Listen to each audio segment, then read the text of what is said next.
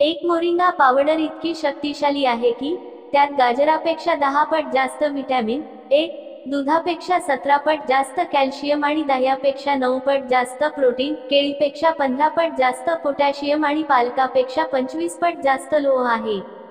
दोन कोणतेही काम आणि व्यायाम शिवाय जास्त घाम येत असेल तर हे हृदयविकाराचा धोका असल्याचे चिन्ह आहे. 3 तूर डाळ उन्हात वाळू नये. धुता येणाऱ्या डाळी यांना बोरिक पावडर लावून ठेवावी, यामुळे त्यांना कीड लागणार नाही. 4 फिट राहण्यासाठी दिवसाची सुरुवात चहा किंवा कॉफीने न करता ताज्या फळांचे सेवन करा. फळांची जागी तुम्ही किसमिस, बदाम खाऊ शकता. मोड आलेले कडधान्य देखील खाऊ शकता. 5 डायबिटीज असलेल्या गरोदर महिलांनी आंबा खाण्याआधी आपल्या स्त्रीरोग तज्ज्ञांचा सल्ला घ्यावा. 6 त्वचेसाठी सिरम. हे देखील फार महत्त्वाचे असते. तुमच्या त्वचेचे प्रकारानुसार तुम्ही सिरम निवडायला हवे. सिरम लावले तर तुम्हाला त्वचेवर इतर काहीही लावावे लागत नाही. 7 त्वचा खराब झाली असेल असे वाटत असेल तर तुम्ही सतत फेसवॉश वापरणे चांगले नाही. फेसवॉशच्या ऐवजी तुम्ही ते पाण्याने सतत चेहरा धुणे उत्तमच. 8 चेहऱ्यासाठी पाणी पिणे हे खूपच जास्त गरजेचे असते. दिवसातून 8 ते 10 ग्लास पाणी प्यायला अजिबात विसरू नका, यामुळे तुमच्या चेहऱ्यावर सुरकुत्या दिसत नाही. 9 तांब्याच्या भांड्यातील पाणी पिल्याने प्रतिकार शक्ती वाढते. 10 रात्री झोपण्यापूर्वी पाणी प्यावे. हृदयविकाराचा त्रास होणार नाही. 11 सकाळी रिकाम्या पोटी पाणी पिल्याने शरीरातील सर्व टॉक्सिन्स बाहेर निघून जातात व रक्त शुद्ध होते. 12 उभे राहून कधीही पाणी पिऊ नका, यामुळे सांध्यांमध्ये वेदना सुरू होतात. 13 लिंबू आणि आल्याचा रस एकत्र घेतल्याने पोटाची वाढलेली चरबी कमी होते.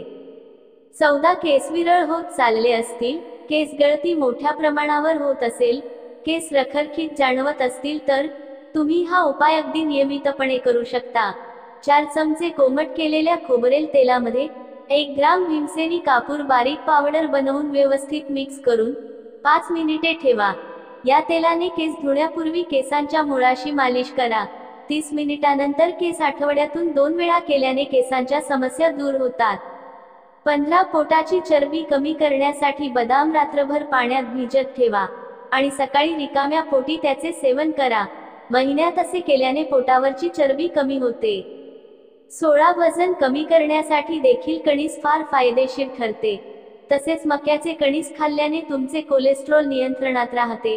यासोबत हृदयविकाराचा धोकाही कमी होतो. जे लोक मधुमेहाचे रुग्ण आहेत त्यांच्यासाठी मक्याचे फायबर वरदानच असते. 17 मक्याचे कणीस खाल्ल्याने आपल्या शरीराला जास्त प्रमाणात विटामिन आणि जीवनसत्व मिळतात.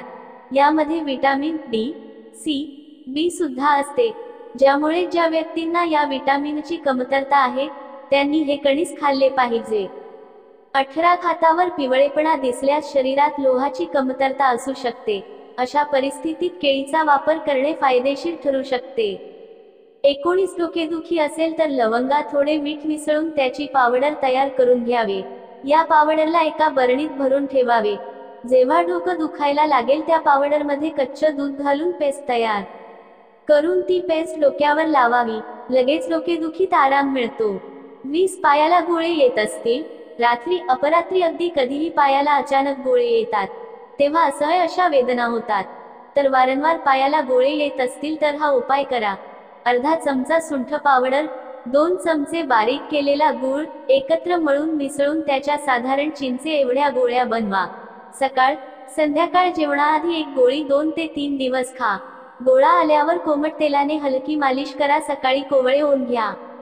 21 केस गळती कमी करण्यासाठी आवळा, भिजवलेले मेथी दाणे, कढीपत्ता, तिळाचे लाडू, पालक, गाजर यांचा आहारात कटाक्षाने समावेश करावा. 22 गव्हाच्या पिठात ही 1 चमचा मेथी दाणे किंवा अळशीच्या बिया भाजून टाकाव्यात. यामुळे हाडांचे दुखणे, मधुमेह, हाय कोलेस्ट्रॉल यामध्ये मदत करतात.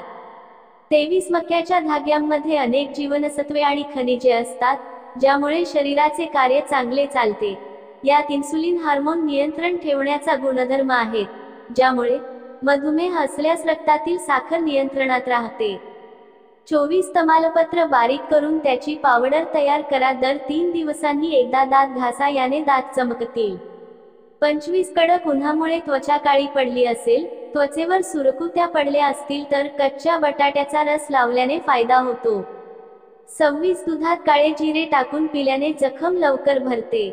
27 जर तुम्ही दिवसभरात 2 चमचे पीनट बटर खाल्ले तर तुम्हाला शरीरासाठी चांगल्या प्रमाणात फॅट्स मिळतील. 28 पोट व्यवस्थित साफ होत नसेल, बद्धकोष्ठता झाली असेल तर, सतत अपचनाचा त्रास होत असेल तर वाळवलेल्या आवळ्याचे घरीच पावडर बनवून ठेवा.